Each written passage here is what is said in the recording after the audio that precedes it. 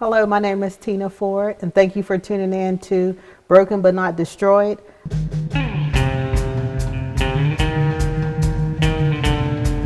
I'm your host today, and I'm the founder of the Moms Group in Clairton, PA. And today I am talking with Annette Halcomb. How are you, Annette, today? I'm good, and yourself? I'm good, good.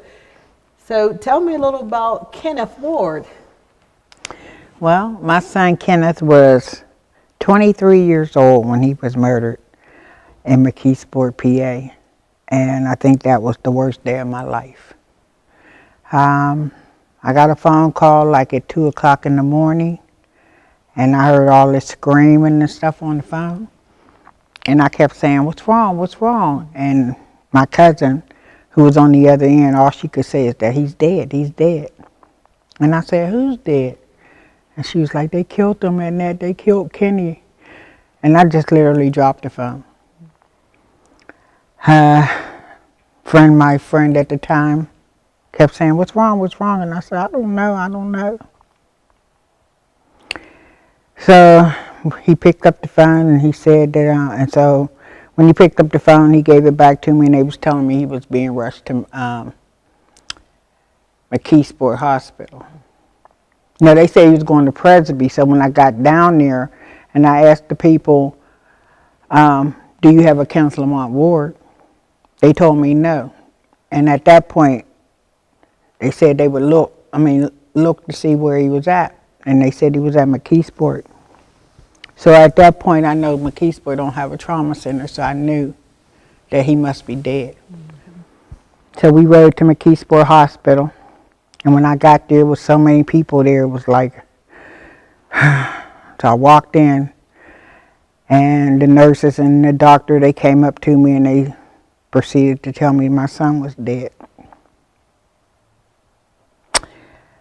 So at that point, they asked me, did I want to see him? And I said, yeah. So they took me back in the little room, and they were talking to me, and all of a sudden the lady went over to a curtain and she pulled that curtain back, and there was my son laying there. He had all these tubes in him and stuff, and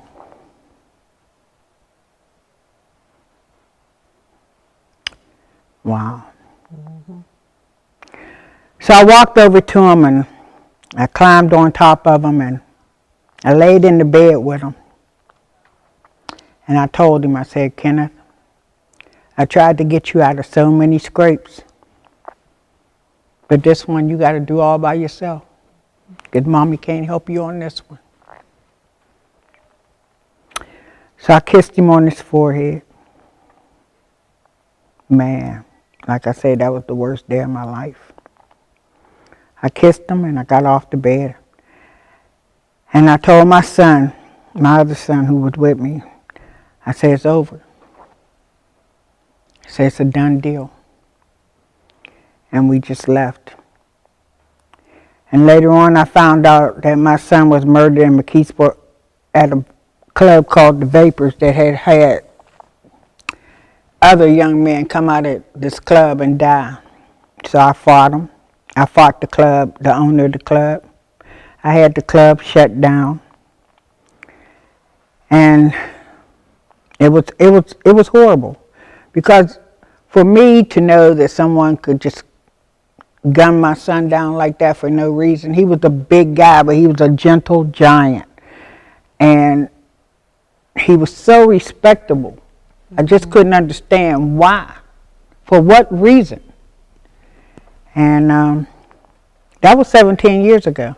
Come January the 10th, 2004. So that's 17 years ago. But for me, it always seemed like just yesterday. Like I said, I've had a rough day today. Holidays is hard. Mm-hmm. Because you know that he's not going to come home. Mm-hmm. And you would think that after all these years you would probably come to grips with it. But you never come to grips with it. Because even now, with Christmas coming up, I still want to believe that he's going to walk through the door. But deep down inside, I know he's not. Mm-hmm. So I put it in God's hands now. Yep. It is what it is. And when other people lose their child, I know what they're going through. I know what they feel. I know their pain. But you can't really help someone else because their pain is not your pain. And I have 3 other children, and I know I got to be there for them because at that time I wanted to die. I just wanted to die. You do. Because it's like your heart is made out of a puzzle, and each one of your children are a part of that puzzle. So when someone takes one of them pieces from your heart, it's broken forever. You never ever can put that puzzle back together, which is your heart. And just for me today, like I said, it's the holidays. I had a rough day today. I wanted to cry, I want to scream, I want to holler, but the only thing I can do, they say, trust in God and you'll see him again. So that's where I'm at today. So this has definitely changed your life. Oh, most definitely. You know, I was given the gift of 4 children, and now I only got 3. And I remember one day I was sitting on the couch, and I was sitting in the house, and it was me, and my other 2 sons. And my baby boy said, "Ma, wonder what it would be like if Kenny was sitting here with us." I said, "I know. I know. But you can only, you can only just hope and pray that, for me, that I was a decent mom. I may not have been a good mom all the time, but I know I was a decent mom. And he was a decent son. He never bothered nobody. He was never a confrontational type person, you know what I'm saying? He was just sweet and kind. And that's why I couldn't understand. I could see if he was out there in them streets hurting people, doing things to people, but to know that he was a sweet kind and would take his shit. You know what, everybody say that about their children, that my son wouldn't, and this and that and this and that. But truly, my son was a sweet person. He was. Yeah. And everybody loved him, everybody liked him. And my nephew posted something the other day that said, he always had this saying about, he would say, somebody say something, and he didn't like it, or he would say, sheesh. And my nephew posted a post the other day, and he was talking about somebody, and he said, I have to say sheesh in my big skin voice, because they called him Big Skin, because he used to be real fat, then he lost all his weight, and he got skinny, so everybody nicknamed him Big Skin. And I told him, that's my new hashtag. Sheesh. I like that. I like that. Now, Annette, being that we, both live in Clairton, we knew of each other, and we just, speak in passing. But she was there for me whenever they called me for my son, and I remember seeing you and Anitra that was there with me and stuff. And I would always apologize to you, like, wow, I never really got involved, and was being supportive of you. But like you said, I didn't. Well, you never get right. You never know. I call it a club, because you never think you're going to join this club, right? Until one day I'm part of this club. Yeah, because I know my son would hang with your son. My baby boy, yeah. And he was the most quietest person. I used to say, something wrong with this boy. You don't never say nothing. You don't never talk. And I would see him in the projects or something like that, and he would just be hanging out. But he never really said, and he wasn't a talkative type person. So that's what I liked about him. And he, as like my son, he was never confrontational with anybody. So when I did find out that happened to him, I said, oh, wow, I know what she's about to go through. And you hate the fact that what somebody else with their and like you said, with your heart. And isn't it something like when you got that call like I did, it's like something just left like somebody ripped your soul out your chest. you know, and then it's just like you constantly want to try to play catch up, but you can't catch up. And and I was just thinking it the other day, and I was like, oh, I need to call Armani to see if he need a mask or something. And, you know, I just laughed to myself, like, mentally I can't get that out my mind because I'm still a mom, you know, at the end of the day, and that he's gone, you know. Yeah. So it's, I just want to say that it's just something that no mother, no father should ever have to go through. They say that you're supposed to, your children are supposed to bury you, and you're not supposed to bury your children. But now, the way the world is, you can darn near bet that if your children are out there in them streets or whatever the case may be, and they ain't even got to be out there in the streets, these people are just so ruthless, non-caring. They do not care about anybody else, you know what I'm saying? So you can never say, every time I hear an ambulance or a fire truck or something, first thing I do, I jump on the phone and I call my sons and say, are you okay? Where you at? You know what I'm saying? And that's just where you be at. That's just part of your life now, you know, where you always on your tiptoes, making sure that the rest of your children is okay, because you never know. You don't, because I was with my hairstylist when I got the call about Armani. So every time I talk to her, she's like, I'm always checking on my kids. Where you at? You know, and they'd be like, Mom, I'm okay. And she was like, no, you know, you haven't experienced what I experienced, you know, with me and stuff, you know, so. Yeah, it is. I was telling a friend the other day who lost their job, I said, you can't, no one will ever know your pain. Not your children, not your boyfriend, your husband. No one will ever know, because whatever relationship you had with your child, they did not have that relationship. They had a different relationship. Like my other children, they had a different type of relationship with Kenny, because for the simple fact that Kenny was older. He was much older than the other one, so he was more of a father figure to them, so that was their relationship. But for me, he was my child, he was my baby, you know what I'm saying? And I seen where somebody said, oh, I lost my mom, but know this, losing a mother is nothing, it's not even comparable to losing your child. Because you're not supposed to. You know. It's unheard of.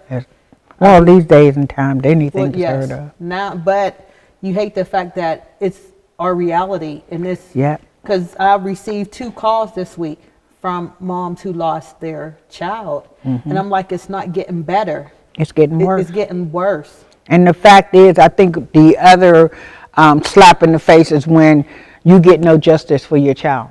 Everybody knows what happened to your child but you. Because my son was at a club with hundreds of people, and all of a sudden not one person can tell you what happened to my son when everybody was standing there.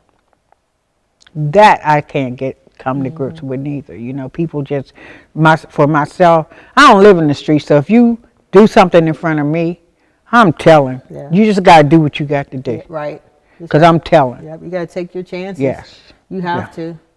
Because, you know, I think, too, living in Clairton, like the people who gunned down and killed my son, they still breathe, eat, you know, hang out in Clairton, driving cars and living life. And it's like, okay, won't somebody say what happened or whatever, you know, and then you want to put money up. But my problem was with it when my dad was like, what did you want to do? And even Armani's dad was like, do you want to put a reward up or whatever? And I said, no. I said, because I want someone to do it out of kindness of their heart, to do what's right, to have integrity, to do what is right. And somebody told me, well, you'll never get it, then I'll never get it. I'll never get it. But I will not get it to pay somebody to do the right thing. Nope. Because you never know. Listen, you might need me in your situation. Where you sitting on that information. So what am I supposed, you know what I mean? What am I supposed to do? You know what I mean? Am I human to be like, okay, I'm going to help you out, but you didn't help me? Or do I do, you know, petty Betty and just be like, oh, you didn't help me? You know what I mean? Right. You know, you have everything crosses your mind. Right. In a situation like that. Everything crosses your mind. You know, I never wish this kind of pain on no mother. I don't care if you're my worst enemy. I do not wish this kind of pain on you. It's not for because everybody. everybody can't handle it. No. Believe me, like when I tell you I wanted to die, I literally wanted to die. I know. I mean, and you know what? Just like thinking like, oh my goodness, you know, we're all going to come to a point where we die. How am I going to die? But at that moment too, with my son, I was like, he was so lovable. You know, he was such a kind kid. I'm okay if I go today. Mm-hmm. You know, I'm okay. Right. And it's sad that you feel like that. Yep. To leave your other kids to go with that one.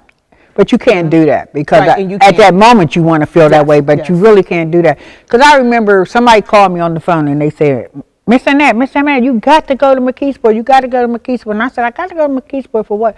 They said, you will not believe there's a big billboard of your son right next to McKeesport Hospital. Mm-hmm. So me and my son Leo, we jumped in the car and we rode over there.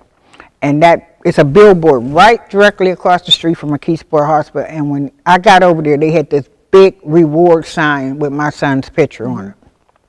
I stood up under that billboard and I looked up at my son and I said to myself, to my son too, I said, is this what they reduced my son to? Yeah.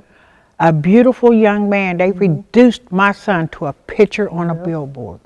Mm-hmm. How in the world can that happen? I said the same thing. 23 years, you summed it all up in a billboard. I was on my way to work. I was grade due 16, and I seen it because I knew it was coming, but to see it. Well, I didn't know it was coming. I really didn't know it was coming. So when I went over there and saw it, I looked at my son and tears just rolled down my eyes, and I said, how? Yep. I said, Leo, how did they reduce my son from a walking human being to a picture on the billboard? Yep. And I know for a fact that each one of them young men who shot and killed my son, I don't know if they're suffering or not. And actually, I don't care if they are. Mm-hmm. I just want to know why. Mm-hmm. 17 years later, I just want to know why. Mm-hmm. Yeah, that's the $1 million question. Why? At that moment, why? But you know, I was told that my son was gunned down in broad daylight for a prom outfit. So if a prom outfit cost $200, then my son's life was worth $200. Which, as my son, my baby, he was priceless. Mm-hmm. But you calculated shoes, a shirt, a tie, $200. $200. I said, wow, you got to be cold to really take somebody away from their family for $200. Because you don't just hurt him. You hurt everybody. A mother, a brother, sister, aunt, grandparents. You hurt so many people. When you take someone's life, you take a lot of lives with that person. Mm-hmm. Yeah, you do. And I must say that they eventually did catch one young man, and we went to court. And do you know his family treated me like I was wrong. I can believe it. I was wrong. Your son killed my son, and you attacked me and my children, and verbally in a courthouse, like he's the one that's 6 feet under, and he's walking, talking. You can hug and kiss him and do everything else, but you act like I was the wrong person, that I was in the wrong. That was another situation that I could not understand. Mm-hmm. And this just shows how people, how cold and callous people can be towards another human being. Mm-hmm. And the first thing I hear, even in the streets now, I hear people say, forget that. Well, they don't say forget, but they use that word, that nigga. Mm-hmm. We as black people do not care about each other at all. Mm-hmm. We always talk about Black Lives Matter. I'm not a fan of Black Lives Matter at all. You talk about it all the time. Blacks are killing blacks at a rate that you cannot even comprehend. Mm-hmm. But if a white man killed one of us, oh my gosh! But Think about how many young black men have died in that 1 week that one white man might have killed somebody black. And Black Lives Matter, the organization is a bunch of bull to me. Because do you march for my son? Do you march for your son? Do you march for the countless young black men who have spilled their blood on the sidewalk? I don't see it. I don't hear about it. Right. None of that. Now the what's the word I want to use? The Black Lives Matter as a verbal phrase I can get with. Yes, we matter. But when we don't matter to our own selves, we definitely can't matter to nobody else. Right. That's why I focus on legacy constantly, because we have to. We give back to our community, honor our kids. We let people know who our kids are. That's why I started the podcast, for awareness. You know, and it doesn't seem like it's going to let up. No, it's not. It's not.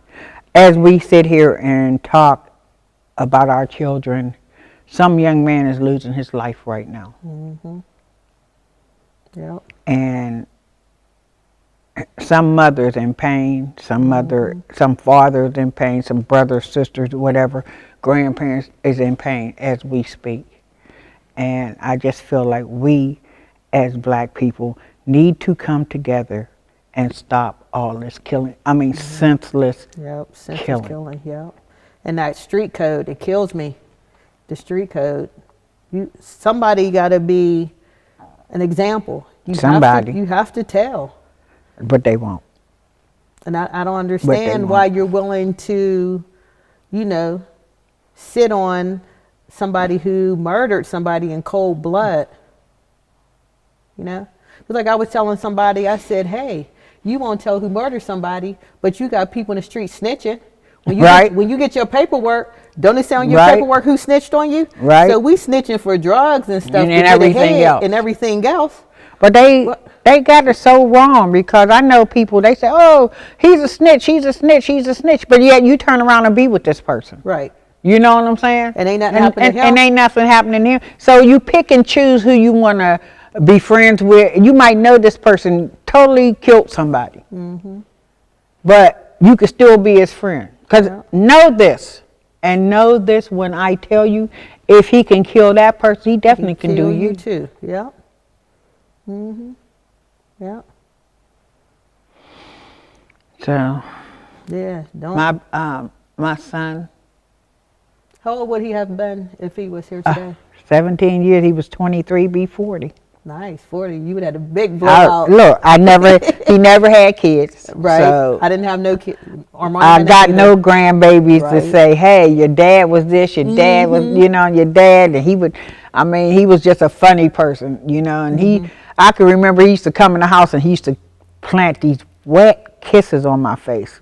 Slobber kisses. And I used to say, can you please quit doing that? Can you please quit kissing? He would just bust out laughing. Now, on everything I love, I would pay dearly for one of them wet kisses. Yeah. So many things I sit back and think about that he done for me, for his brothers, for his sister. I remember one time for Christmas he bought his sister and a brother. That's when them electric motorcycles came out. And my mom had took them. He said, oh, Mom, I got the perfect gift for Keisha and Cody. And he had bought them both them electric motorcycles. And he wants to ride one in the snow. They went to Alabama with my mom, so he decides he's going to take one, the girl one, and ride it. Oh, did he crash it and tear it up? So he had to buy another one. He flew, he said, they'd be back tomorrow. He flew the next morning and made sure she had another one. I said, boy, you something else. But that night that he got killed, I did tell him, let me say this for my son. He said, Ma, he said, I'm living this life in this street and it ain't for me no more. I think that was like 2 weeks before he got killed. He said, I don't want to live this life. I'm tired of being in the streets. I'm tired of doing what I do. he said, it's got to be a better life. And I said, well, it is. You know what I'm saying? You got to want it. Mm-hmm. And he said, you think Leo would help me find a job, a real job? Because Kenny he had spinal meningitis when he was a kid, so people wouldn't know it talking to him or anything like that, but he would be like, when it comes to computer stuff like that, he was like real slow. So he went up. I said, yeah, go upstairs and ask your brother to help you get a job. Mm-hmm. And him being a big guy, I hear him boom, boom, boom, boom, running down the steps. I said, Kenny, where are you going? He said, Ma, I'm going to the mall and I'm going to buy me some clothes to go on job interviews because Leo's looking for me some jobs. I said, okay. He said, because I'm just tired, Ma. I don't want to be out here in these streets no more. Mm-hmm. Well, he went to the mall, bought the clothes, and he never got a chance to wear any of them. 2 weeks later, he was gone. Because I remember, I think a week or two before, Armani got killed, he was saying how he wanted to do his own cleaning company because he would help his dad. So he was like, Mom, call around and, figure some stuff out for me and stuff, And it's wild how, like, even with interviewing Miss Beverly, she was saying how her son was trying to get himself together. With you saying with Kenny and Armani was like, yeah, it's time to, and they were young to think it's time to, start growing up, or whatever. And then look what happened, because even Armani's sister was like, Armani said he wanted to have kids next year. And I was like, wow, he planned that out, because he loved kids, Yeah. But we didn't get that chance. We didn't get that. Somebody took all that away from me.